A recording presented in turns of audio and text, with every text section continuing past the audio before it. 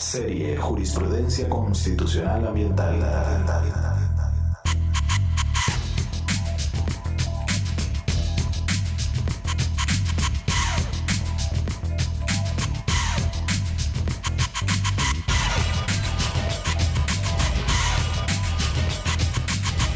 Mundo Verde con Sadita Power por Onda UNED.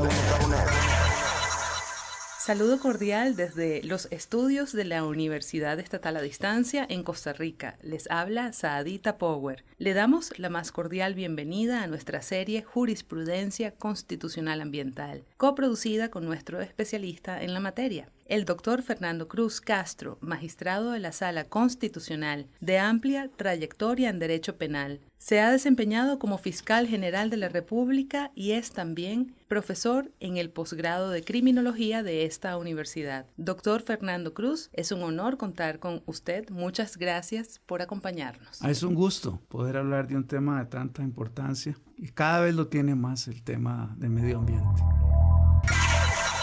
Hoy nos toca hablar sobre jurisprudencia constitucional ambiental en materia de piñeras. ¿Es esto una muestra representativa o exhaustiva de los votos que se han emitido en este sentido? Es una muestra representativa porque hay más acciones de amparo, algunas de inconstitucionalidad, pero me parece que lógicamente predomina el amparo en materia de medio ambiente, y la piña es un cultivo que provoca una alta vulnerabilidad al medio ambiente porque se cultiva en muchos lugares que son zonas tropicales con una alta incidencia de humedales y de aguas, especialmente por ejemplo en el Caribe. Es importante señalar de las cosas que uno se va enterando en esta materia. Por ejemplo, el Caribe es altísimamente vulnerable al tema de contaminación por químicos que se utilizan en agricultura, porque hay mucha agua debajo en el subsuelo. Por ejemplo, recuerdo un asunto que tuvimos de una acción que presentó un diputado hace varios años contra la construcción de un edificio en Guapiles de la Corte, y condenamos a la Corte. Resulta que para poder construir era casi como si aquello parecía Venecia, porque donde usted te perfora en el Caribe rápidamente encuentra agua, y eso tiene una gran desventaja, que donde entonces los químicos ingresan al subsuelo, entonces se distribuyen por debajo y contamina muchísimo. Es una condición, tanto que por ejemplo en el Caribe hay mucho problema para poder encontrar sitios donde puedan tener un lugar para depositar los residuos sólidos, porque fácilmente se contamina el subsuelo con las aguas. Eso es una condición. Hay unos casos pendientes de rellenos sanitarios que querían hacer hacia la zona sur de Limón. Sí. Esa es una condición que tiene una gran ventaja porque tiene otras ventajas, pero desde el punto de vista hay una altísima vulnerabilidad medioambiental. Es lo mismo, guardando las distancias, que la discusión que hubo en Cruzitas. Cuando usted hace en la zona caribeña ciertas actividades como minería metálica, cielo abierto, química, hay una gran vulnerabilidad por la cantidad, la facilidad con que las aguas transportan los elementos tóxicos químicos. Muy bien. Vamos a analizar entonces la sentencia número 16.847-09. Plantación de piña en el Cairo de Siquirres genera contaminación de naciente de agua.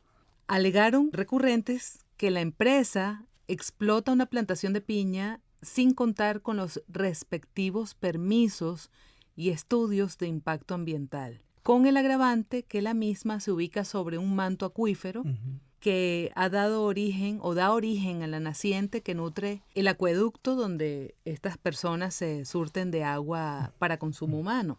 Sin embargo, y pese al daño documentado, el Tribunal Ambiental Administrativo, a quien se recurrió, no ha realizado las acciones que están a su alcance para mediar ante el conflicto existente entre desarrollo y derechos humanos, que era algo que previamente en nuestro primer programa habíamos tocado, así es. ese conflicto entre desarrollo y derechos humanos. Y así los pobladores del Cairo, sustentados en el artículo 50 de la Constitución Política, de que toda persona está legitimada para ejercer el derecho y reclamar el derecho a un ambiente sano y ecológicamente equilibrado, entonces recurren a este recurso de amparo.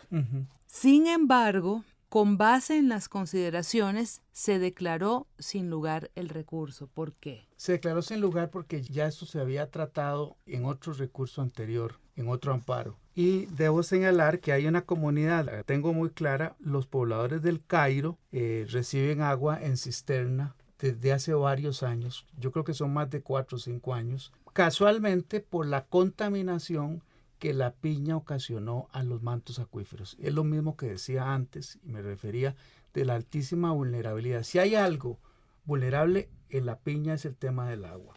Y entonces, en este momento hay varias comunidades, yo creo que son 2 o 3 en la zona caribe de Costa Rica, que recibe agua en cisterna porque los mantos acuíferos fueron contaminados por el cultivo de la piña. ¿Se establecieron responsables? ¿Qué pasó después? ¿O qué pasó en relación a este caso? ¿Han habido responsables? ¿Se ha pagado multas? Bueno, ¿cuál ha sido el desenlace del caso? Lo que pasa es que le correspondería a las partes, a las personas, ejecutar en la vía contenciosa los daños y perjuicios que se ocasionen. En estos casos, en algunos se ha condenado porque se ha determinado la causa. En otras hay omisiones del Estado y no tengo noticia de que hayan hecho esa, digamos, instancia para ejecutar la sentencia por daños y perjuicios, la sentencia de la sala. Lo que sí recuerdo es un caso que no está dentro de los que estamos examinando, que costó mucho a la sala notificarle a los dueños de las piñeras porque eran personas extranjeras, si mal no recuerdo eran suizos, y no había forma de notificarles una sentencia condenatoria por un tema de medio ambiente. Costó muchísimo notificarles, porque viajaban mucho. Es decir, en la piña... Y en ese caso, si no se dan por notificados... Es muy complicado porque generalmente las sentencias tienen una serie de mandatos. En lo de la piña es muy cierto algo que es un refrán que se trae, lo decimos mucho en Costa Rica. Uno se come la piña y a otros les duele, y no me gusta la palabra, pero les duele la panza. Eso es así. Se cultiva la piña. ¿Y quiénes son los que no toman agua? Los pobladores de la zona. ¿Quiénes recogen las ganancias? Bueno, pues los dueños de la empresa, con toda razón y legítimamente. Es legítimo que lo hagan, pero esto pone en blanco y negro el tema de la necesidad de la tutela del medio ambiente respecto a una actividad productiva. Y le agrego algo más interesante que hacía el paralelismo. Muchas de estas personas que están tomando el agua en cisterna todos los días con esas dificultades trabajan en la piñera. Entonces, no pueden ir contra la piñera porque es el sustento. Entonces, a mí siempre se me ha parecido mucho a esas relaciones patriarcales de la violencia doméstica. Es decir, que el agresor es el que le da el sustento a la agredida. Es lo mismo aquí. La agresión que provoca la actividad piñera, en algunos casos, provoca un daño muy grave en el quehacer, en la vida cotidiana de esos pobladores, pero por otra parte, ellos trabajan en el sitio porque es fuente de trabajo. Y ahí es donde también mencionamos en nuestro programa anterior cuál es el tipo de desarrollo que queremos. Así es. Es el problema de que sea sostenible y más que eso, que permita a la naturaleza sobrevivir frente a la actividad productiva que es inevitable y necesaria, ¿verdad? Porque no se trata de que vamos a dejar la naturaleza sin tocarla, pero ¿cómo se hace eso en el equilibrio? Y tiene que ver con costos, ¿verdad? Ahora, hay algo muy importante que en muchos casos se da omisión por parte de las instituciones recurridas o a quienes compete tomar una acción. Así es. Sí, hay varios de las acciones de amparo que determinan o una pasividad o una intervención tardía después de que ya la actividad se haya producido. No hay la menor duda, porque en muchos de los amparos que hemos conocido hay dictámenes periciales de universidades o de instituciones públicas que señalan que la piña, la forma en que se utilizan los químicos para su cultivo, tiene un alto poder de contaminación de aguas, pero no solo de las aguas, sino también de los humedales y también el deterioro de las tierras, porque hay movilización de tierras. Eso se ha señalado y lo señalamos en una en un voto salvado don Gilbert Armijo en uno de los asuntos en el que hacemos mención, Gilbert y Armijo y yo lo salvamos el voto, destacando cómo el informe de Estado de la Nación señalan los efectos negativos que tiene el cultivo de la piña, más allá de los efectos positivos, porque se convirtió en un artículo importante de exportación, ¿verdad? De la agroexportación, del modelo. Exactamente. Del capitalismo. Digamos, de la globalización, cambiamos la orientación hacia un modelo de exportación y de intercambio de libre comercio. Y por supuesto, la piña está incluida en forma muy importante. Ahora, esos efectos biológicos son irreversibles. Entre los efectos que tenemos con el bromacil, que es uno de los ingredientes utilizados en el cultivo de la piña, está, por ejemplo, la eliminación de los nutrientes del suelo, la esterilización del suelo, y el suelo es un capital natural. Sin duda. Está también, por ejemplo, hay un interesante estudio de un biólogo, profesor, se llama Rick Railea, a quien nosotros contactamos porque se ha podido comprobar mediante estudios con metodología científica que en efecto estos agroquímicos que producen principalmente dos empresas en el mundo, que son DuPont y Monsanto, producen mutaciones genéticas en lagartijas. Ese ha sido la especie del estudio. Entonces, estamos hablando de mutaciones genéticas, son efectos biológicos irreversibles, sí, claro, que es uno de los argumentos para sustentar violación de un derecho ambiental. Sí. ¿Verdad? Entonces, es algo muy serio. Sí, claro que es muy serio. Pero todavía más grave o inquietante es que en algunos casos la misma autoridad encargada de la supervisión de una actividad tan sensible para el medio ambiente reconoce que tiene una capacidad muy limitada para desarrollar una política preventiva y de control sobre los actos ilegítimos de una empresa que se dedica al cultivo extensivo de la piña. Es decir, la autoridad muchas veces, en algunas ocasiones, reconoce que tiene limitaciones para hacer una supervisión puntual, oportuna y efectiva sobre el desarrollo de estos cultivos que por el medio ambiente ser tan sensible son equilibrios que fácilmente uno puede romper en la actividad económica extensiva de este tipo de cultivos. Y en este caso, don Fernando, la institución recorrida pudo haber sido el Ministerio de Ambiente, el Ministerio de Salud y el Ministerio de Agricultura y Ganadería, que son entre los tres quienes les compete ver este tipo de temas en manejo de suelos, sí, claro, sobre todo, y en manejo de agroquímicos,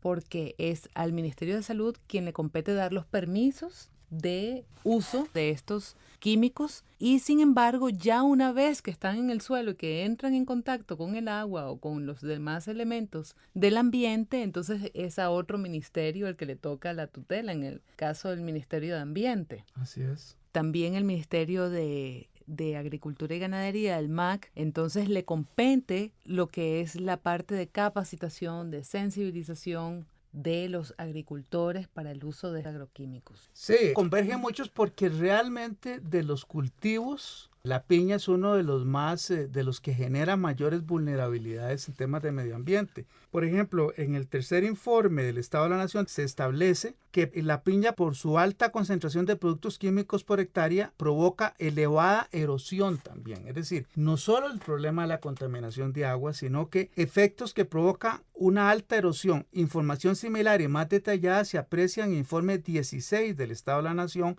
en el que se menciona, entre otros datos inquietantes, que uno de los principales impactos que tiene la piña sobre el medio ambiente se debe al uso excesivo de agroquímicos, debido a que este producto, al ser poco compatible con el ambiente tropical, requiere una aplicación continua y alta de este componente. Esto no lo dice el tribunal, lo dice el informe del Estado de la Nación, que dicho sea de paso, es una cuestión polémica, pero vean que este es un tema serio al que los medios de comunicación le dedican muy poco espacio. Sí, hay otras urgencias, pero esto, con ciudadanos tomando agua en cisterna todos los días, no es una emergencia para muchos medios de comunicación. Serie Jurisprudencia Constitucional Ambiental. Mundo Verde con Sadita Power por Onda UNED. El cultivo de la peña tiene impacto directo sobre las aguas, los suelos y sobre el medio ambiente, especialmente en relación al manejo de los desechos. Esta actividad provoca la pérdida del suelo fértil por erosión, compactación y grave deterioro por efecto de la utilización intensiva de plaguicidas. Ver el Estado de la Nación, el número 16, página 215 y siguientes. Digamos que estamos citando una fuente muy seria de lo que significa este cultivo, que me parece bien que exista, pero que requiere una respuesta oportuna del Estado, una supervisión adecuada y un equilibrio para que la ciudadanía pues tenga realmente una respuesta y una protección conforme a lo que dice el artículo 50. Efectivamente. Y otro aspecto que nos llama mucho la atención es que últimamente Costa Rica se ha convertido en uno de los primeros países del mundo per cápita en importación y consumo de agroquímicos. Y esto ha estado sustentado en distintas fuentes. Desde 1970 se han importado agroquímicos a un ritmo creciente que no se corresponde con la expansión de la frontera agrícola. Uh-huh. Es decir, la cantidad de hectáreas en las que hemos crecido en el mundo agrícola en el país no se corresponde con la cantidad de toneladas de los agroquímicos vertidos. Uh-huh.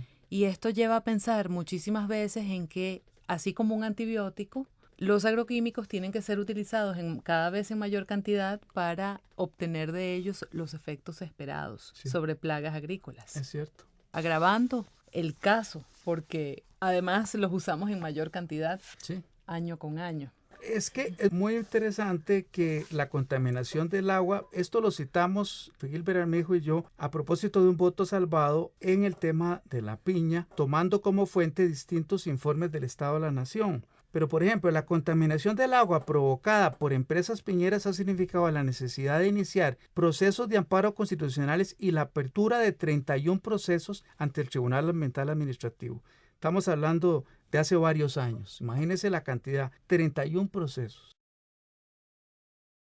Dice textualmente el informe número 15 del Estado de la Nación, página 220. Los daños ambientales más frecuentes encontrados son invasión de zonas de protección de nacientes, quebradas y ríos, desviación e incluso desaparición de cauces, contaminación por agroquímicos, sedimentos y residuos en cuerpos de agua superficial y acuíferos, destrucción de humedales por rellenos o desecación, proliferación de plagas de moscas, tala de bosques primario y secundario y cambio de uso del suelo. Es decir, no solo es el tema del agua, sino que se produce una destrucción de los humedales porque se quiere secar el humedal para utilizarlo para la producción de piña. Pero eso además, tiene que ver con una infracción grave del medio ambiente. A eso quería mencionar. Son infracciones graves, son delitos ambientales. Podrían serlo, sí. Lo que pasa es que en la perspectiva constitucional nosotros no entramos en ese tema. Otra posibilidad o otra perspectiva de este tema desde el punto de vista jurídico es el tema de cómo interviene el Ministerio Público respecto de estos delitos. Cosa sobre la cual yo no tengo información fidedigna, pero esa es otra perspectiva. Habría que preguntar en Fiscalía cómo están esos temas. No me sorprendería que haya muchos problemas por el tema de llevar a un proceso penal la demostración de un daño ambiental. Ahora, la carga de la prueba. Hay que demostrar que en efecto se transgredió y se cometió la infracción o el delito, o hay que demostrar que no se ha cometido la infracción o el delito. No, el problema es que hay que demostrar que la empresa gestora del cultivo o la persona que lo ha hecho es responsable de esas acciones. Lo que ocurre es que en la práctica las personas inescrupulosas, las personas que ejercen el comercio y la actividad productiva inescrupulosamente, le dicen a terceros que hagan un daño y luego lo aprovechan. Pero no se puede probar quién fue el que lo hizo. ¿Quién fue el que secó el humedal, por ejemplo? La responsabilidad recaería en el mayor grado de gerencia. No, es que operacional. Digamos, si alguien planifica con aviesas intenciones y dolosamente cómo terminar un humedal para poder cultivar sobre ese humedal la piña, se me ocurre, pero eso no me tienen que contar a mi cuento si yo sé un poco de penal. Yo contrato a alguien o le digo a un tercero, que no sé quién es, provoca el daño y una vez ya provocado, Lo único que puedo decir yo, ya eso se dañó, ahora yo voy a hacer el cultivo aquí, y eso es irreversible. Una vez que yo seco un humedal o lo destruyo, eso no puede volver a estar en su condición original. Y en general cualquier ecosistema, Así don es, Fernando. así es. Inclusive, yo que trabajo en el tema de manejo de recursos naturales y hemos hecho jornadas de reforestación con las mismas especies endémicas para restaurar porciones de corredores biológicos, y sabemos que aunque sean las mismas especies representadas en ese ecosistema, el bosque nunca va a ser el mismo. No. Va a haber una sucesión ecológica, va a haber todo un cambio de especies y claro. No, más nunca el ecosistema va a ser el mismo, No. ni siquiera que se apliquen técnicas de restauración ecológica. No, porque los ritmos de la naturaleza no son los ritmos instantáneos de nuestra cultura, de la rapidez y de que todo lo queremos resolver como si fuera un restaurante de comida rápida, ¿no? Así es. Otro aspecto a propósito del cultivo de la piña que está en el informe del Estado de la Nación, el número 14, página 51. Dice, por desgracia, en términos socioeconómicos, según se afirma en el informe del Estado de la Nación, el número 14, esta actividad productiva poco le genera al país en términos del impacto en la realidad económica de las unidades familiares, las comunidades y los individuos. Según el 14º informe ya mencionado, se constató que un 32% del total de la población ocupada costarricense recibía menos del salario mínimo establecido por la ley. Esta población presenta una altísima vulnerabilidad social y económica, pues se trata de jóvenes o adultos mayores con bajos niveles de educación que no reciben muchos de los beneficios básicos como el seguro social. Es decir, según el informe del Estado de la Nación, no lo que diga el tribunal, es claro que ni siquiera, o por lo menos es cuestionable, que los beneficios a la población que trabaja ahí tenga un efecto importante por la perspectiva que plantea el informe del Estado de la Nación. Ahora hay una cuestión que yo quisiera aclarar. Yo no dudo que en la actividad piñera hay empresarios que tratan de hacer las cosas bien, pero sí es cierto que en relación a esta actividad hay que poner muchísima atención porque la actividad piñera por sí misma genera una altísima vulnerabilidad en el medio ambiente. En estos momentos se está discutiendo un proyecto de ley en la Asamblea Legislativa para imponer un impuesto a la exportación de la piña. Tuve la oportunidad de ventilar la iniciativa con el profesor Nicolás Boeglin de la Universidad de Costa Rica. Finalmente el proyecto llegó a la Asamblea Legislativa y se está discutiendo en estos momentos como un aporte precisamente para atacar muchísimos de los impactos negativos, tanto ambientales como sociales, que está ocasionando la piña o la actividad piñera, que está muy concentrada en pocas manos, y entonces es ahí donde vemos un caso de concentración de la riqueza, concentración del poder, a cambio de muchísimos pasivos ambientales y sociales. Dos votos que a mí me parecen importantes de analizar, porque son votos que enfrentan algo que hablamos en el programa pasado. Es la relación entre el desarrollo económico y la libertad de empresa y el respeto al medio ambiente y los derechos de la población. Derechos humanos. Exactamente. Ahora, tuvimos dos casos muy interesantes. Uno, en dos municipios distintos. Impusieron esos municipios en la zona del Caribe una veda al cultivo de la piña. Una moratoria. Exactamente, sí, una moratoria. Resulta que en un caso el municipio lo hizo sin una fundamentación adecuada. Ahí la sala declaró con lugar el recurso porque debió haberse dado sustento o fundamentado el acto de moratoria. En ese caso me parece que el tribunal determinó que ese era un acto de limitación que debiera estar fundamentado. Pero hay otro caso.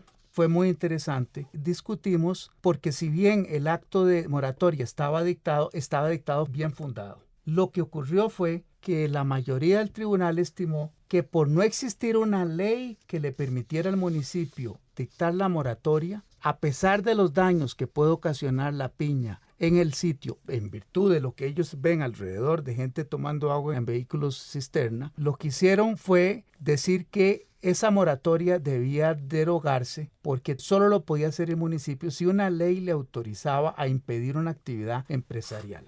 Lo interesante del voto de mayoría es que entonces, si se quiere limitar una actividad empresarial que provoque daños evidentes al medio ambiente, solo se puede hacer si una ley de la Asamblea se lo autoriza. En este caso, la mayoría del tribunal le dio prioridad a la libertad de empresa, a la libertad de comercio, sobre los derechos de la población y el medio ambiente. En este caso que le digo, el magistrado Armijo y yo salvamos el voto y consideramos que no se requería una ley, que con las potestades que tiene el municipio en protección de la población, dada la trascendencia que tiene el tema de medio ambiente, determinamos que sí era legítimo que el municipio pusiera una moratoria en el cultivo de la piña. Como medida preventiva, ejerciendo el principio de precaución. Así es. Que también está legitimado en derecho suave.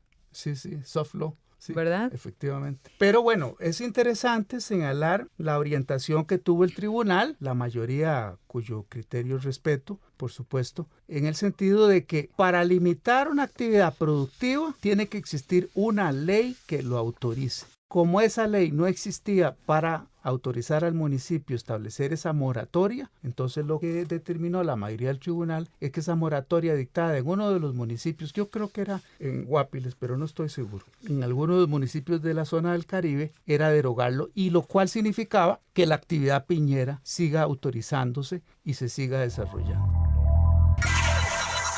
Entonces, sigamos analizando por el fondo esa decisión tomada por parte de sus colegas de la Sala Constitucional, quienes votaron a favor de la libertad de comercio. Exacto. En perjuicio del principio precautorio sobre la salud pública.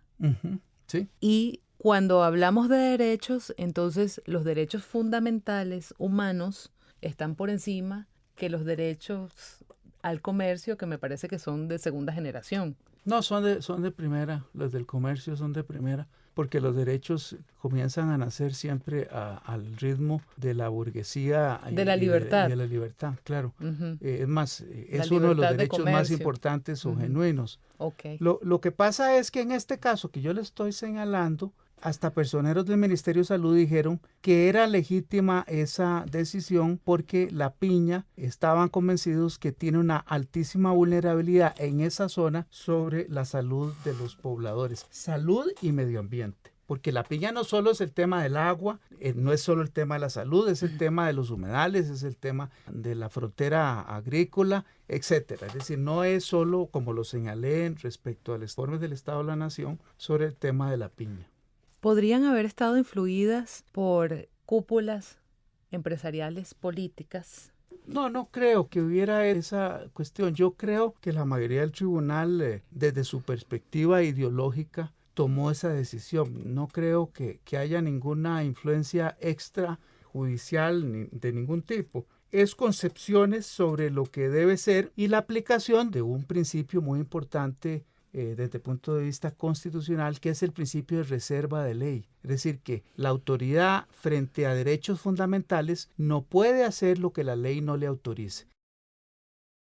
Asumiendo que la libertad de comercio y la libertad de empresa son derechos fundamentales, las restricciones que yo pueda imponerle solo pueden ser por ley. Nuestra perspectiva como voto salvado es que consideramos que era de tal entidad eso y las potestades del municipio en tutela de los habitantes, que sí era posible hacer esa restricción más allá del tema de la reserva de ley, que es muy importante. Yo creo que la mayoría del tribunal lo vio en su visión de cómo se equilibran los derechos fundamentales. Ahora, otra perspectiva. Don Fernando Cruz Castro, magistrado de la Sala Constitucional.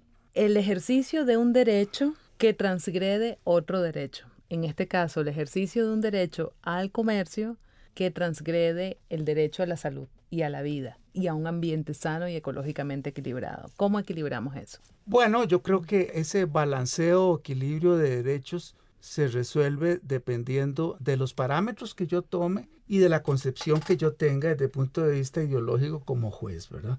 Si yo estimo que la libertad de empresa y la libertad de comercio es prioritario frente a definiciones de medio ambiente y de salud, en esas condiciones en el que no existe, según mi perspectiva, una ley que lo autorice, pues yo le voy a dar prioridad a la libertad de empresa y la libertad de comercio, por supuesto.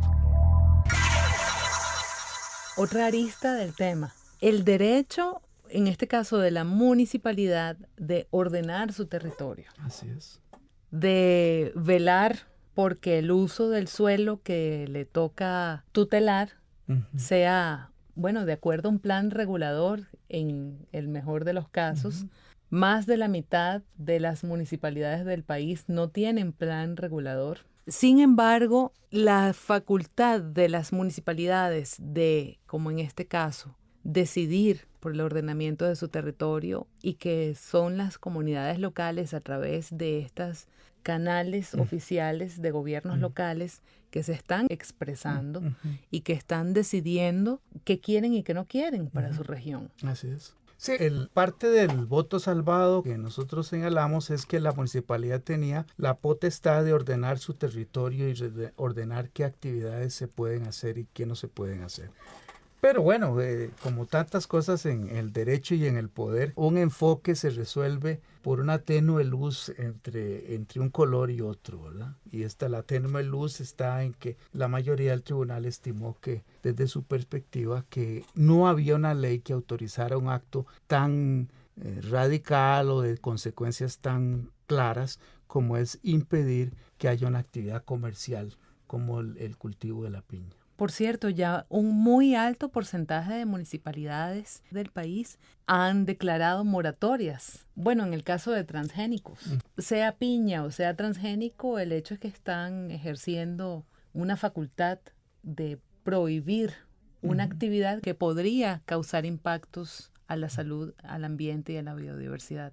Bueno, probablemente en algún momento alguna empresa interesada como Monsanto, a través de sus representantes, va a plantear un amparo, una acción contra esas municipalidades si no hay ley que los autorice a hacer o declarar una moratoria para impedir una actividad económica y empresarial. De tal forma que este precedente es muy importante en relación a la limitación impuesta a los gobiernos locales para determinar la forma en que ordenan y priorizan las actividades que se deben desarrollar en el cantón. O sea, ¿se requiere taxativamente la Asamblea Legislativa dar esa autorización a los gobiernos locales? En mi perspectiva no, porque yo salvé el voto, pero en la perspectiva de la mayoría del tribunal, en ese caso, porque habría que ver el tema de transgénicos, lo determinó diferente.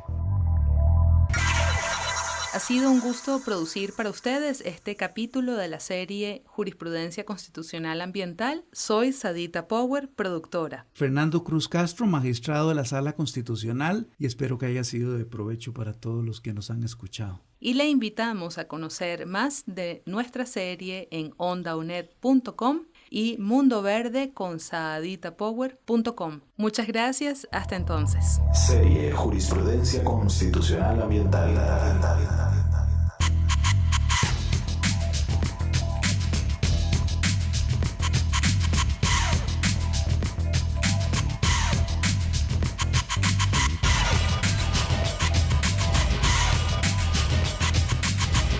Mundo Verde con Sadita Power por Onda UNED.